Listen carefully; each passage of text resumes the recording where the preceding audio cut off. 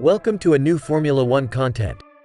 Formula One races require F1 drivers both mental and physical preparation, as they require high levels of acceleration and sudden maneuvers. From the outside, it may be thought that the races held on a single seat do not cause much strain on the drivers or do not require physical training, but various and specially planned trainings await the drivers in order to adapt to the challenging tracks and the pressure created during the race. For this reason, a driver at the pinnacle of motorsport must embody a combination of talent and athletic prowess. With the advancement of today's technology, it has become easier for cars to reach higher speeds and make sharp turns. As a result, the rider caused more centrifugal force, G-force, to be felt on the athletes. It can be said that the drivers entered a period when they were cognitively and physically challenged.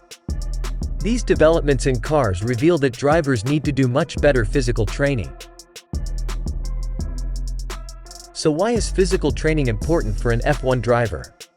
To put it simply, the skull of a person, together with the helmet, weighs 6 kilograms. When the sudden speed and sudden maneuvers are made during the competition, the 6-kilogram skull creates a feeling of 30 to 40 kilograms in the neck muscles with the effect of the G-force. Riders must have the highest degree of stability, balance and lower body strength to combat this. Formula One drivers must wear layers of protective clothing and a helmet, both of which are essential safety features. In addition, races held on different tracks can take place in climates with high temperature and humidity. On circuits like Malaysia, where cockpit temperatures are reported as 50* and humidity at 80%, a driver can lose 3 kilograms of body mass in a race. To combat this, riders maintain low fat levels through strict diet plans and regular endurance training to aid effective thermogulation. Compared to other sports, Formula One drivers only undergo a few tests per year. That's why they depend on out-of-cockpit conditioning and human performance analyses to enable them to perform in an elite environment. Their levels are measured and evaluated throughout the year. Drivers usually perform their endurance training in the morning and make use of various cardio equipment such as swimming, jogging, cycling, rowing. As with all athletes, the intensity and volume of exercise are carefully planned to improve athletic performance and accelerate recovery. Drivers also use heart rate monitors to accurately guide their endurance training. This feature is used to copy the conditions and duration of a race.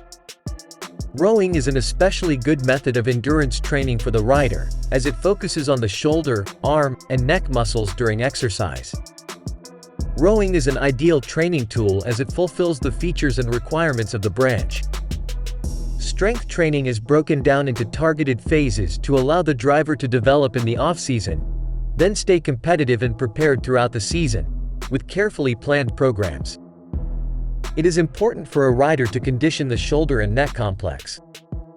Because his head is not supported by side and forward movement during the race. For this reason, extra work is done especially for the neck and shoulder muscles.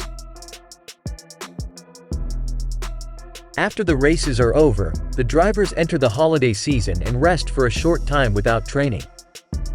This rest is for both mental and physical relaxation of the drivers. After the rest period, physical trainings are planned by personal trainers. They do physical training, fitness, yoga and stretching training 5/7 days a week. All these studies are planned by dividing them into days and hours. Drivers have specific daily, weekly and monthly schedules. While all the planning is being done, the remaining time to the race, ideal weight and condition are calculated. Each driver has his own special program and ideal weight calculation. As I mentioned at the beginning of my article, weight is an important factor for races. The muscle and fluid ratio of the riders should be in the ideal ratio, and the fat ratio should be low. For this reason, they follow a strict diet plan. It has programs created by special dietitians. We observe that the lifestyles of drivers are not much different from those of other athletes. They also pay attention to their physical training and nutrition to prepare for the season and races. When the season starts, every driver is mentally and physically ready to race. You can also observe this in their performances. When the races start, the drivers continue their physical training, but not as intensely as during the preparation period. They especially prefer cardio work for conditioning and stretching for physical stress. You can observe that Hamilton is constantly jogging. You can even see some of the pilots' posts in the Istanbul race while they were training in the gym. Some drivers' personal trainers also travel with them and act as both trainers and mentors. There are exercise routines before and after the race. He has exercises such as dynamic warm-up, coordination and resistance band stretching before the race. In dynamic warm-up, they actively activate and stretch their whole body. This is important so that there are no cramps or strains during the race.